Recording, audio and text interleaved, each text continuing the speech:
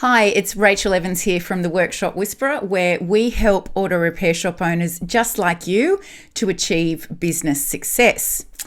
Today, we're here to find out if you are selling to the wrong type of customer. So if you want to know whether you're selling to the wrong customers in your auto repair shop, then you are in exactly the right place. Give me a thumbs up and let me know if you find this useful as we go along and put that in the comments, as it helps us understand what content we can deliver to you that is meaningful.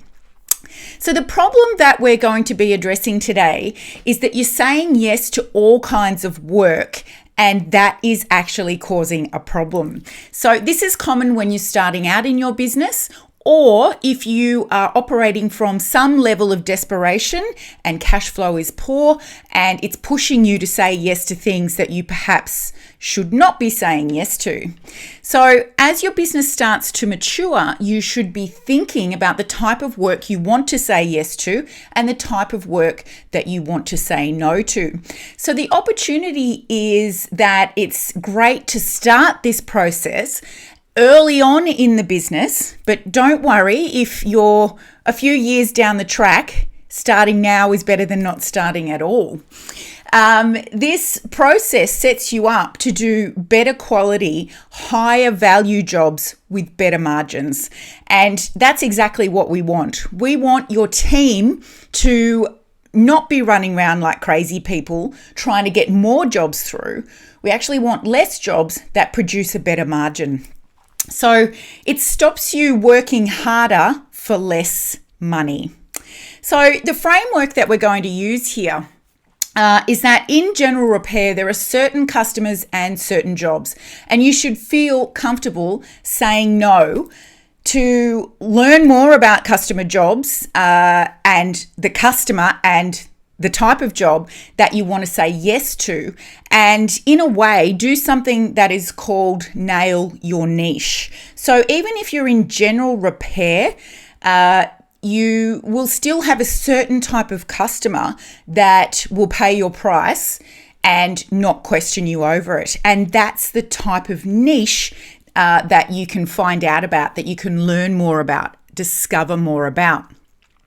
So our actions here are to slow down and think about whether the job is worth doing or whether it's worth passing on to another workshop.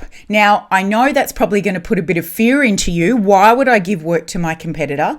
But let's get clear on what your high margin jobs are and what level of service is required to deliver that job at the level you would like and still produce a good margin.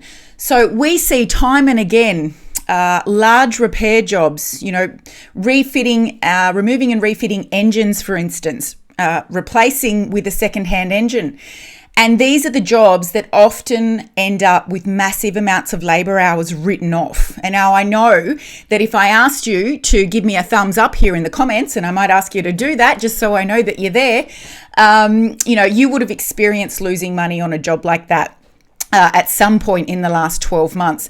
And this is where we want you to slow down. We want you to remember what happened the last time we did a job like that. Are we prepared, knowing what we know about what goes wrong with those jobs, to accept this job and do it again? And if you're not losing an opportunity. What you're creating is the opportunity to take in other jobs that are potentially higher margin and cause way less drama. So get clear on your high margin jobs. Train your team to look for upselling opportunities, because when we've already got the vehicle there, we have an opportunity to capitalize on work that might need doing that the customer wasn't aware of. And we want to let them know that you are their convenient option. You don't want them to come back twice. Let's get the work done now. And review who it is that you're trying to attract. So what is it about these certain type of people? Is it an age group? Is it a certain make and model? Is it a certain job that they might have? You seem to see people that have a certain career that fall into this category of ideal customer. So The results of doing this, of slowing down, of giving this some thought, is that you'll have an understanding of what jobs will make you more money for less effort. And the impact that that has on the business is revolutionary.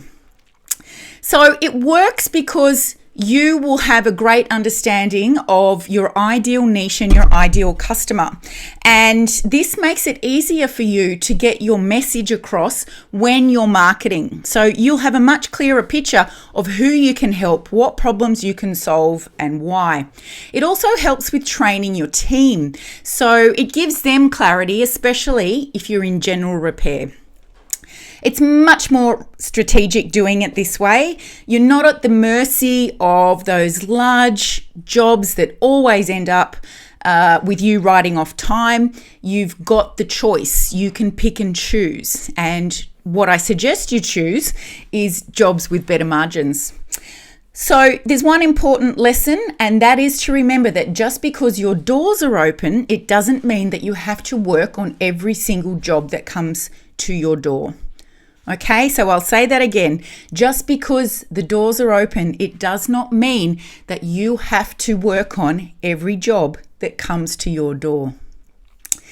So if you need help putting these strategies in place of understanding who your ideal customer is, what your high margin jobs are, nailing your niche to understand who these best people are for you, then comment niche, N-I-C-H-E, that's N-I-C-H-E, in the comments below, and our membership team will be in touch with you to give you those important resources. It's been great going through this training with you today, and I look forward to seeing you on the next one.